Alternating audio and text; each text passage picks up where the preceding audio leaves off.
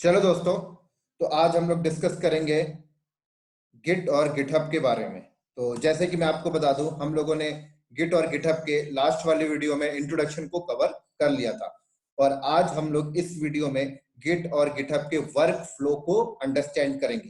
क्योंकि दोस्तों, गिट और गिटहब में सबसे इंपॉर्टेंट जो चीज है वो वर्क फ्लो है। अगर आपको गिट और गिटहब का एक वर्क फ्लो अंडरस्टैंड हो गया तो आपको गिट और गिटहब में कभी आप मार खाने वाले नहीं हो। क्योंकि बेसिकली जो इसकी लैब है, जो इसकी प्रैक्टिकल है, ये उतना टफ नहीं है जितना इंपॉर्टेंट इसके वर्क फ्लो को समझना होता है, ये काम कैसे कर रहा होता है। ठीक है, तो बेसिकली वर्क फ्लो में जो चीज, जो मेन चीज है वो मैं आपको बता देता हूं। सबसे पहले तो हम डिस्कस करेंगे गिट सर्वर क्या होता है, राइट। फिर हम बात करेंगे गिट क्लाइंट क्या होता है, और फिर हम उसके बाद बात करेंगे रेपोजिटरीज क्या होती हैं। और रेपोजिटरी में जैसे कि मैं आपको बता दूं, दो टाइप की रेपोजिटरीज आपको यहाँ पे मिलेगी, एक सेंट्रलाइज रेपोजिटरी और एक लोकल रेपोजिटरी। तो मैं यहाँ पे लिख देता हूं,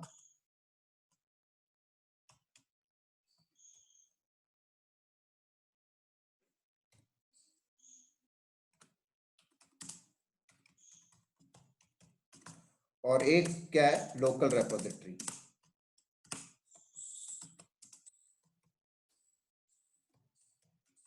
परफेक्ट। तो ये दो टाइप की रेपोजिटरी होती है यहाँ पर।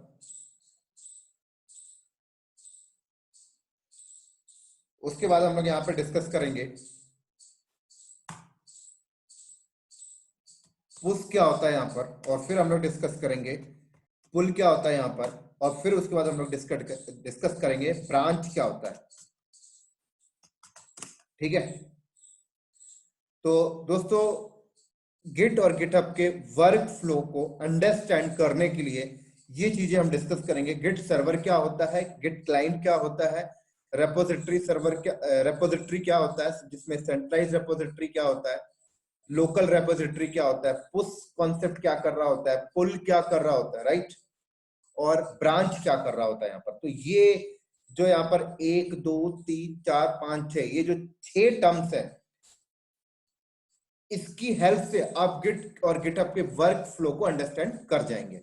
तो चलिए सबसे पहले बात करेंगे यहाँ पे गिट सर्वर क्या है और गिट क्लाइंट क्या है। तो देखिए दोस्तों, जैसे कि मैंने यहाँ पर एक सर्वर परचेज किया और एक सर्वर मैंने यहाँ पर रख लिया, राइट। अब मैं इस सर्वर के ऊपर क्या किया, लिनक्स इंस्टॉल किया, और लिनक्स इंस्टॉल करने के बाद मैंने क्या किया, गिट का पैकेज डाल दिया। ठीक है, ये मेरा सर्वर है, मैंने इसके ऊपर क्या किया, लिनक्स इंस्टॉल किया। लिनक्स इंस्टॉल करके मैंने गिट का पैकेज इंस्टॉल कर दिया, मींस सॉफ्टवेयर इंस्टॉल कर दिया। और सॉफ्टवेयर इंस्टॉल करने के बाद मैंने बोला कि मैं इसको as a git server use करूंगा। क्या करूंगा, as a git server use करूंगा। उसके बाद ये मेरे क्लाइंट है, जिनको आप यूजर बोल सकते हो या आप डेवलपर्स बोल सकते हो, ये लोग। ठीक है, चलो, अब मान लो ये सारे डेवलपर्स हैं। अभी इन डेवलपर्स को भी हम लोगों ने सिस्टम प्रोवाइड कर दिया है। ठीक है, इस डेवलपर को भी हमने क्या किया, सिस्टम प्रोवाइड कर दिया है।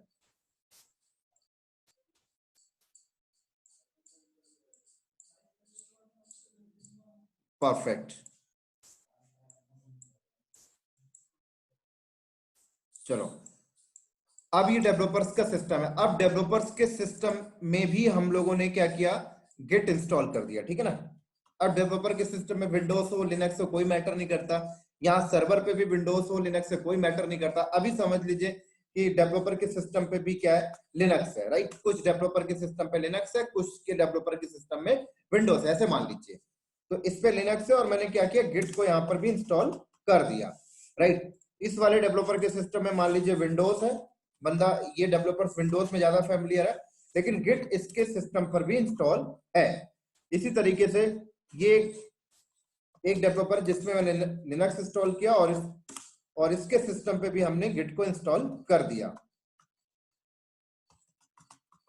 और इस डेवलपर के सिस्टम पे हमने मैक इंस्टॉल किया और यहां पर भी हमने क्या किया, गिट को इंस्टॉल कर दिया, राइट।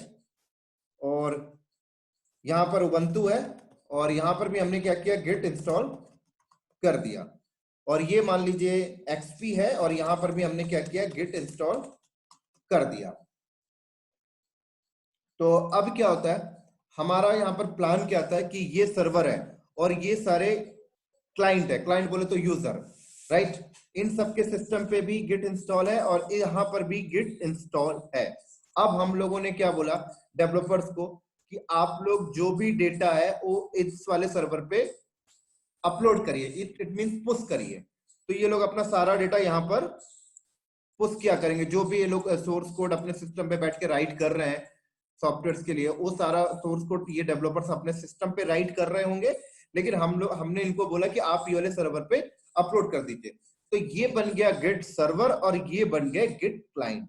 तो बस यहाँ पर गिट सर्वर और गिट क्लाइंट में यही चीज आपको अंडरस्टैंड करनी है, क्योंकि इंटरव्यू में पूछा जाता है गिट क्लाइंट कौन है भाई, गिट सर्वर कौन है। तो कुछ नहीं, सारे डेवलपर्स जिनके सिस्टम पे गिट इंस्टॉल है, जहां पर वो वर्जनिंग मेंटेन कर रहे हैं, और लास्ट में वो लोग जहां पर अपलोड करते हैं अपने सोर्स कोड को पुश करते हैं, वो पॉइंट को हम गिट सर्वर यहाँ पर बोलकर चलते हैं। तो इस तरीके से दोस्तों आपको गिट सर्वर टर्म समझ में आ गया और गिट क्लाइंट भी टर्म समझ में आ गया। अब बात करते हैं रेपोजिटरीज की। तो सबसे पहले बात करेंगे रेपोजिटरीज क्या होता है। तो दोस्तों रेपोजिटरी कुछ भी नहीं होता, एक फोल्डर को ही हम यहाँ पे वर्जन कंट्रोल के टर्म्स में हम एक फोल्डर को ही रेपोजिटरीज के नाम से कॉल कर रहे होते हैं, राइट। लेकिन अब कई लोगों के दिमाग में ये बैठ जाता है कि ठीक है भाई, हम कल से फोल्डर नहीं बोलेंगे, रेपोजिटरी बोलेंगे। तो ये भी एक गलत वर्ड है, ठीक है। ध्यान से सुनिए मेरी बात को। अगर मान लीजिए आपके पास सिर्फ एक फोल्डर बना हुआ है, मान लो आपने एक फोल्डर बनाया mkdir कॉमन नाम का, तो ये एक फोल्डर है, ये एक डायरेक्टरी है, ठीक है ना। आप इस फोल्डर के अंदर कोई भी डेटा कॉपी करेंगे, उसको ओवरराइट करेंगे, तो उसकी वर्जनिंग मेंटेन यहाँ पर नहीं हो रही होगी।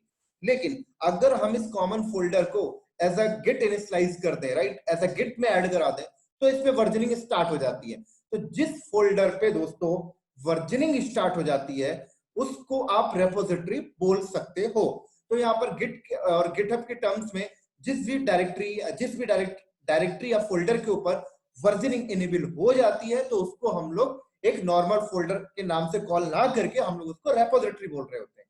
तो अब आपको ये रेपोजिटरी वाला टर्म समझ में आ गया होगा। अब बात करते हैं सेंट्रलाइज्ड रेपोजिटरी क्या होता है और लोकल रेपोजिटरी क्या होता है। अब इसके बारे में थोड़ा सा डिस्कस करते हैं। तो अब ध्यान से देखना दोस्तों, ये सारे जो क्लाइंट्स हैं, ये लोग जब अपना सोर्स कोड को यहाँ पर अपलोड करेंगे, तो ये इस सर्वर पे किसी एक फोल्डर पे तो आएगा हो, राइट। तो हम लोग क्या करते हैं, जैसे कि हमने एक फोल्डर बना दिया mkdir, और हमने यहाँ पर फोल्डर बना दिया, जैसे मैंने यहाँ पे बना दिया बैंक प्रोजेक्ट, ठीक है। तो अब इन सब का डेटा इस फोल्डर पे अपलोड हो रहा है, राइट, पुश करते हैं इस फोल्डर पे आता है। तो ये हो गया सेंट्रलाइज रेपोजिटरी। अब इसको सेंट्रलाइज रेपोजिटरी क्यों बोल रहे हैं दोस्तों, क्योंकि इन सब यूजर्स के लिए ये एक सेंट्रल पॉइंट हो गया, तो that is a centralise repository. और रेपोजिटरी भी मैंने आपको अंडरस्टैंड करा दिया है। अब लोकल रेपोजिटरी क्या होता है। लोकल रेपोजिटरी का मतलब ये होता है दोस्तों कि जैसे ये यूजर है, ये डेवलपर है, अब ये डेवलपर पूरे दिन भर में 15-20 बार अपलोड करता है, मतलब 15-20 बार उसने अपने सोर्स कोड पे चेंज करता है और चेंज करके वो अपलोड करता है। तो हम चाहते हैं यार तू पूरे दिन में 20-25 बार जो चेंजेस करता है, तू यहाँ पर अपलोड मत कर, क्योंकि यहाँ पर नंबर ऑफ वर्जनिंग मेंटेन हो रहा होगा, राइट। तो डिफिकल्ट होगा थोड़ा सा। तो हमने बोला एक काम कर, तू अपने सिस्टम पर ही एक ऐसा फोल्डर बना ले और उसमें तू वर्जनिंग एक्टिवेट कर ले और तू उस पे अपलोड करते रहे, जब तेरा फाइनल हो जाए तब तू यहाँ पे अपलोड कर देना। तो अब डेवलपर ने अगर यहाँ पर एक फोल्डर बना लिया, जैसे सॉरी ये क्या हो गया, ओ ये हो गया, सॉरी, परफेक्ट। तो हमने डेवलपर को क्या बोला, तू अपने सिस्टम पर ही एक फोल्डर बना ले। जैसे इसने अपने सिस्टम पर एक फोल्डर बना लिया mydir, और इसने क्या किया, अपने इस फोल्डर पे वर्जनिंग इनेबल कर लिया।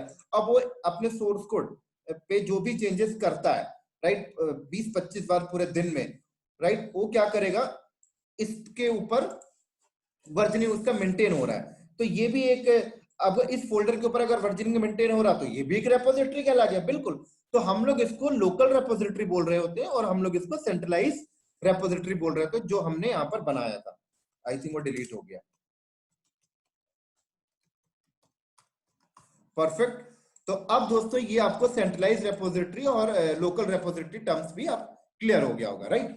अब बात करते हैं यहाँ पर पुश क्या होता है। तो पुश का मतलब क्या होता है दोस्तों, ये डेवलपर्स अपने सिस्टम पे जो भी सोर्स कोड उसने राइट किया, अब राइट करने के बाद वो यहाँ पर पहुंचाना चाहता है, तो वो क्या करेगा, यहाँ पर सीधे पुश कर देता है। क्या करता है दोस्तों, यहाँ पर पुश, तो इसको हम पुश बोल रहे होते हैं, राइट। इसी तरीके से अब अगली बात आती है पुल क्या होता है। अब पुल का मतलब देखिए, जैसे मान लीजिए ये क्लाइंट्स है, अब एक और डेवलपर्स कंपनी में ज्वाइन हुआ, उससे भी लैपटॉप मिल गया, उसके लैपटॉप में भी हम लोगों ने क्या किया, गिट को इंस्टॉल कर दिया, ठीक है। लेकिन अब वो बंदा भी उसी सोर्स कोड में काम करना चाहता है, लेकिन इसके पास तो सोर्स कोड अभी है ही नहीं, ये लोग के पास तो सोर्स कोड है, तो अब ये चाहता है कि मैं भी उसी सोर्स कोड में काम करूं। तो ये बंदा क्या करेगा, गिट सर्वर से उस सोर्स अप टू डेट वाले सोर्स कोड को अपलोड करके अपने सिस्टम पे लेके आ जाएगा और फर्दर उसके आगे वो काम करना स्टार्ट कर देगा। तो इसको हम कहते हैं पुल, उसने पुल कर लिया, ठीक है। इसी तरीके से ये पुश और पुल आपको हमेशा नीड पड़ती रहती है। जैसे कि मान लीजिए पुश और पुल की नीड कब पड़ेगी, देखिए मान लीजिए ये डेवलपर है, अब ये डेवलपर का सिस्टम मान लीजिए क्रैश हो गया, तो भाई सिस्टम क्रैश हो गया, तो इसके पास जो लोकल सोर्स कोड पड़ा हुआ था तो चला गया, तो अब वो उसको टेंशन नहीं लेनी, उसने तो गिट सर्वर पे तो सेंट्रलाइज है, रेपोजिटरी है, वहां पे पड़ा हुआ है, तो अब ये क्या करेगा, अपना सिस्टम सही करवा के और दोबारा से वहां से पुल करके आगे काम स्टार्ट कर देगा। तो ये दोस्तों पुश और पुल का ये टर्म्स होता है, ठीक है। अब बात करते हैं यहाँ पर ब्रांच का कॉन्सेप्ट क्या कर रहा होता है, ये सबसे इंपॉर्टेंट है। अब ध्यान से सुनिएगा, मान लीजिए ये सारे डेवलपर्स एक सॉफ्टवेयर बनाने का सोर्स कोड लिख रहे हैं। अब मान लीजिए मैं बोल देता हूं वीएलसी, ठीक है, वीएलसी सॉफ्टवेयर बनाने का सोर्स कोड ये लोग राइट कर रहे हैं, ठीक है। अब क्या हुआ, कंपनी ने इन तीन डेवलपर्स को, कंपनी ने क्या किया, इन तीन डेवलपर को और ये चार डेवलपर को, इन चार डेवलपर को, अब कंपनी ने बोला कि इन तीन डेवलपर को बोला कि आप लोग वीएलसी का जो सोर्स कोड आप लिख रहे हैं वीएलसी सॉफ्टवेयर बनाने के लिए, आप लोग एक काम करिए, वीएलसी का 1.1 के लिए सोर्स कोड लिखिए। और इन चार डेवलपर को क्या क्या बोला गया, आप लोग वीएलसी 2.1 के लिए कोड लिखिए। तो देखिए ये तीन डेवलपर इस वीएलसी सॉफ्टवेयर के इस वर्जन के लिए कोड लिख रहे हैं, और ये तीन चार डेवलपर वीएलसी सॉफ्टवेयर के 2.1 के लिए कोड लिख रहे हैं। अब सवाल ऐसा आता है कि इन्होंने कोडिंग किया और ये लोग पुश कर दिए, इन्होंने कोडिंग किया, ये लोग भी पुश कर दिए। तो देखिए वीएलसी के सॉफ्टवेयर बनाने के लिए वर्जन 1 का कोडिंग सोर्स कोड भी यहीं पे आ रहा है और 2.1 का भी यहीं आ रहा है। अब सवाल आती है भाई पूरा मिक्स हो गया, अब यहाँ पे एक इश्यू क्रिएट हो जाएगा भाई 1.1 के लिए क्या है और 2.2 के लिए तो क्या है। तो हम लोग क्या करते हैं दोस्तों, एक ब्रांच यहाँ पर क्रिएट कर देते हैं। क्या करते हैं, एक हम लोग यहाँ पर एक ब्रांच ऐसे क्रिएट कर देते हैं। इसको मैं थोड़ा सा ऐसे करता हूं आप लोग को समझाने के लिए, थोड़ा ये बहुत इंपॉर्टेंट पॉइंट है जो मैं बता रहा हूं। हम लोग यहाँ पर क्या करेंगे, एक ब्रांच ऐसे क्रिएट कर देंगे, राइट। और ये परफेक्ट, हमने क्या किया, एक ब्रांच यहाँ पे बना दिया,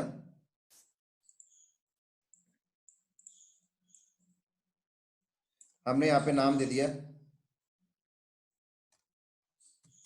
ब्रांच वीएलसी 1.1, ये लीजिए ऐसे हमने बता दिया, ठीक है ना। नाम में कुछ भी रख सकते हैं, कोई फर्क नहीं पड़ता। और इसका नाम हमने क्या रख दिया,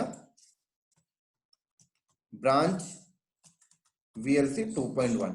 अब हम लोगों ने दो ब्रांच बना दिया, राइट। बोले तो इसके नीचे दो रेपोजिटरी और क्रिएट कर दी, जस्ट काइंड ऑफ थिंग, आप समझने के लिए बोल सकते हो। तो अब हमने इन तीन डेवलपर को क्या बोला कि आपको डायरेक्ट इस वाले रेपोजिटरी पे पुश करने की जरूरत नहीं है, आप लोग इधर पुश करिए, ये तीनों के तीनों इस में पुश करेंगे, राइट। तो ये एक ब्रांच हो गया। और ये चार को हमने बोला कि आप इधर पुश करिए, ये चार इधर पुश करेंगे, राइट। तो ये हो गया सब ब्रांच, ये सब ब्रांच 1 और सब ब्रांच 2। और ये जो हो जाएगा इसको हम बोल देते हैं मास्टर ब्रांच। क्या बोल देते हैं हम इसको, इसको हम मास्टर ब्रांच के टर्म्स के नाम से कॉल करते हैं, मास्टर ब्रांच, ठीक है। तो ये हमारा हो गया मास्टर ब्रांच, राइट। अब देखो आगे क्या होगा, अब मास्टर ब्रांच ये जो है, ये मास्टर ब्रांच हम क्या करते हैं, मान लीजिए ये 3 डेवलपर्स के सोर्स कोड इस वाले ब्रांच पे आ गए और ये 4 डेवलपर के सोर्स कोड इस ब्रांच पे आ गए। अगर हमें अपने कस्टमर के लिए या अपने यूजर के लिए VLC का 1.1 अगर हमें रिलीज करना है, तो अब हम लोग क्या करेंगे, हम लोग यहाँ पर अपना जेनकिंस सेटअप लगा रखा है हमने यहाँ पर, राइट, हम लोगों ने यहाँ पे जेनकिंस लगा रखा है और हम लोग क्या करेंगे, ये जो मास्टर ब्रांच है ये इस जेनकिन के साथ इंटीग्रेट कर देंगे और यहाँ पर कंपाइलिंग का प्रोसेस चलेगा, बिल्डिंग का प्रोसेस चलता है, राइट। तो हम लोगों को अगर अपने कस्टमर के लिए VLC का वर्जन 1.1 रिलीज करना है, तो हम लोग क्या करेंगे, ये सारे डेवलपर ने अपना सोर्स कोड यहाँ पर दे दिया और इस ब्रांच को, ये सब ब्रांच को इस मास्टर ब्रांच के साथ हम लोग मर्ज कर देंगे और मर्ज करने से क्या होगा कि इसका पूरा डेटा इस मास्टर ब्रांच पे आ गया और मास्टर ब्रांच जो है वो जेनकिंस के साथ इंटीग्रेट है। तो अब आगे क्या होगा, बिल्डिंग का प्रोसेस होगा। अब ये बिल्ड हो गया, बोले तो कंपाइल हो गया। अब कंपाइल होने के बाद हम क्या करेंगे, हम आगे यहाँ पर कोई एक ऑटोमेशन डिप्लॉयमेंट सर्वर रख लेंगे, ये स्क्रिप्ट हो गया या फिर पाइथन हो गया या फिर एंसिबल, राइट, डिप्लॉयमेंट करने के लिए, क्योंकि सोर्स कोड कंपाइल होके एक सॉफ्टवेयर बन चुका है, VLC का वर्जन 1 आ चुका है, 1.1 लिख देता हूं, VLC 1.1 परफेक्ट तरीके से बन चुका है। अब हम क्या करेंगे, कस्टमर को इस कस्टमर तक इसे डिलीवर करना है, लेकिन कस्टमर कैसे उठाएगा VLC का 1.1, एक सर्वर से उठाएगा, राइट। तो वो सर्वर हमारा ये यहाँ पे रखा हुआ है, जिसको आप लोग प्रोडक्शन एनवायरनमेंट बोला करते हो, ये सर्वर रखा हुआ है। और मान लीजिए नंबर ऑफ सर्वर है, तो सॉफ्टवेयर को इन सर्वर तक कैसे पहुंचाएंगे, तो हमने एक यहाँ पर डिप्लॉयमेंट सर्वर लगा लिया और ये डिप्लॉयमेंट सर्वर के थ्रू यहाँ पर पहुंचेगा, परफेक्ट। और ये प्रोडक्शन एनवायरनमेंट, मेरे पास यहाँ पे स्पेस नहीं है, ये प्रोडक्शन एनवायरनमेंट क्या होगा, इधर इंटरनेट से कनेक्टेड है और ये आपके कस्टमर यहाँ पर बैठे हुए हैं और ये कस्टमर क्या करेंगे, उनको VLC का 1.1 चाहिए, वो लोग इंटरनेट के थ्रू आके आपके प्रोडक्शन सर्वर से उठा के लेके चले जाएंगे। ठीक है दोस्तों, तो अब इसी तरीके से अगर मुझे अपने कस्टमर के लिए VLC का 2.1 रिलीज करके देना है, तो अब मैं क्या करूंगा, ये 4 डेवलपर ने सोर्स कोड राइट करके इस वाले ब्रांच पे रख दिया है। अब मैं इस वाले ब्रांच को, अब मैं क्या करूंगा, इस वाले ब्रांच को इस मास्टर ब्रांच के साथ मर्ज कर दूंगा, तो इसका पूरा यहाँ इसमें जो सोर्स कोड था वो पूरा सोर्स कोड इस मास्टर ब्रांच में आ जाएगा और मास्टर ब्रांच को अब मैं इसके साथ इंटीग्रेट किया हुआ, तो जेनकिंस के पास गया, वहां पर वो बिल्डिंग और कंपाइलिंग का प्रोसेस हो गया और फिर VLC का वर्जन 2.1 आ गया। अब VLC का वर्जन 2.1 प्रोडक्शन में गया और कस्टमर को VLC का वर्जन 2.1 भी मिल गया। तो इस तरीके से दोस्तों ये पूरा का पूरा प्रोसेस चल रहा होता है। अब सवाल आती है, जैसे आपने गिट सर्वर देख लिया, गिट क्लाइंट देख लिया, रेपोजिटरी समझ लिया, सेंट्रलाइज रेपोजिटरी समझ लिया, लोकल रेपोजिटरी आपको समझा दिया, मैं पुश पुल क्या होता है, ब्रांच क्या होता है, ये भी समझा देता हूं। अब देखो कई लोगों को एक और टर्म से कंफ्यूज होता है, सर ये फिर गिट हब क्या है, ये क्या आ चुका है सर, ये सबसे इंपॉर्टेंट पॉइंट है दोस्तों जो मैं अभी डिस्कस कर रहा हूं। कई लोग बोलते हैं सर फिर गिट हब क्या है, तो ध्यान से समझिएगा गिट हब क्या है। दोस्तों अगर मुझे ये गिट सर्वर लगाना है तो मेरे पास कई ऑप्शंस होते हैं। पहला ऑप्शन तो ये कि मैं नेहरू प्लेस से एक सर्वर खरीदा और उस सर्वर पे लिनक्स वगैरह इंस्टॉल करके, गिट इंस्टॉल करके मैंने एक सर्वर बना दिया जिसको मैं गिट सर्वर बोलता हूँ, ठीक है। या तो मैं AWS पे जाके एक इंस्टांस क्रिएट कर लिया और उसके ऊपर ही काम कर लिया, वो भी एक गिट सर्वर हो गया आपका, राइट। या एजोर क्लाउड पे जाके ये काम कर लिया, वो भी एक गिट सर्वर हो गया, या गूगल क्लाउड पे कर लिया, वो भी एक गिट सर्वर हो गया। लेकिन अब मान लीजिए किसी कंपनी में ऐसा टीम नहीं है जिसे गिट सर्वर बनाना आता है, अब क्या करेगा, मतलब गिट सर्वर बनाने के लिए गिट सर्वर की नॉलेज होनी चाहिए ना, गिट की अच्छी नॉलेज होनी चाहिए। अगर कोई बंदा बोलता है यार मुझे तो गिट सर्वर बनाना ही नहीं आता, मैं तो जस्ट एक क्लाइंट लेवल की ही नॉलेज रखता हूं। अब क्लाइंट कौन होता है, क्लाइंट आपके डेवलपर होते हैं, राइट, वो क्लाइंट्स होते हैं। तो सवाल आती है कि भाई हमारे पास उतना पैसा नहीं है कि हम मार्केट से सर्वर खरीद के खुद का गिट सर्वर लगाएं, राइट। हो सकता है कि आपने गिट सर्वर लगाया और कल को एक ही सर्वर लगाया, कल को यही सर्वर क्रैश हो गया तो सारे सोर्स कोड आपके चले गए। तो फिर आपको यहाँ पर गिट सर्वर के क्लस्टर करना पड़ेगा, क्लस्टरिंग बोले तो नंबर ऑफ सर्वर्स को खरीद के आपको आपस में क्लस्टर की तरह चलाना पड़ेगा, जैसे एक गिट सर्वर क्रैश हो जाए तो भी दूसरे गिट सर्वर पे डेटा लाइव रहे। तो इतना तामझाम करना हमारे बस की बात नहीं है, या कोई कंपनी ऐसा नहीं चाहती कि अपने लोकल गिट सर्वर लगाए। तो यहाँ पर एक कम्युनिटीज, बोले तो गिटहब एक कम्युनिटीज है, उन्होंने बोला कि यार हम अपने डेटा सेंटर में सर्वर वगैरह अलग कर गिट सर्वर हमने बना रखा है, आप लोग हमसे ले लीजिए। जैसे AWS आपको देता है, बोलता है आपको डेटा सेंटर लगाने की जरूरत नहीं है, मैंने अपने बिल्डिंग के अंदर डेटा सेंटर लगा रखा है और मैं आपको ऐसा वर्चुअली ये सारी चीजें प्रोवाइड करता हूँ। तो सेम चीज है, गिटहब एक कम्युनिटीज है, वो भी यही करता है। उन्होंने अपने डेटा सेंटर में बड़े बड़े सर्वर्स वगैरह रख रखे हैं, राइट, ऐसे बड़े बड़े सर्वर्स रखे हैं, उन्होंने उसके क्लस्टर बना रखे हैं, और उन्होंने एक वेबसाइट दिया है कि भाई github.com में जाइए और github.com में आप अकाउंट जनरेट करिए, और अकाउंट जनरेट करके आपको मैं ये रेपोजिटरीज प्रोवाइड कर दूंगा, राइट, ये रेपोजिटरीज मैं आपको प्रोवाइड कर दूंगा, और आप लोग अपना डेवलपर्स को बोलिएगा कि ये रेपोजिटरी में वो लोग पुश करें। तो बस गिटहब एक क्लाउड प्लेटफॉर्म आप बोल सकते हो, जहां पर आपको बना बनाया गिट सर्वर मिल जाता है, आपको अपना हार्डवेयर लगाने की जरूरत नहीं होती है। ठीक है दोस्तों, तो ये चीज होती है गिटहब। तो अब सवाल आता है कि गिटहब में अगर हम गिटहब में जाकर अगर हम गिट सर्वर लेते हैं, राइट, तो गिटहब क्या बोलता है कि मैं आपको दो टाइप की फैसिलिटी प्रोवाइड करता हूं। एक तो मैं आपको रेपोजिटरी जो मैं आपको दूंगा, तो ये रेपोजिटरी दो टाइप की हो सकती है, एक तो पब्लिक और एक प्राइवेट। तो आप पब्लिक रेपोजिटरी भी ले सकते हो, प्राइवेट भी ले सकते हो। पब्लिक रेपोजिटरी लोगे तो आपको फ्री ऑफ कॉस्ट मिलेगी, प्राइवेट लोगे तो उसके चार्ज होते हैं, राइट। तो प्राइवेट का फायदा क्या होता है कि आप जिनको जिनको राइट्स दोगे, अपने डेवलपर्स को राइट्स दोगे, तो वही डेवलपर्स बस वहां पे पोस्ट कर सकते हैं, और पब्लिक रेपोजिटरी में जिन जिन के अकाउंट होंगे गिटहब में वो सब देख सकते हैं। तो कंपनी क्या करती है, प्राइवेट रेपोजिटरी लेती है, राइट। लेकिन कई कंपनी ऐसा भी करती है, भाई गिटहब में जाके गिट सर्वर नहीं लेती है, वो लोग अपना नेहरू प्लेस से परचेज करके, मार्केट से परचेज करके अपने क्लस्टर सेटअप बनाकर खुद के गिट सर्वर भी चला रहे होते हैं, राइट।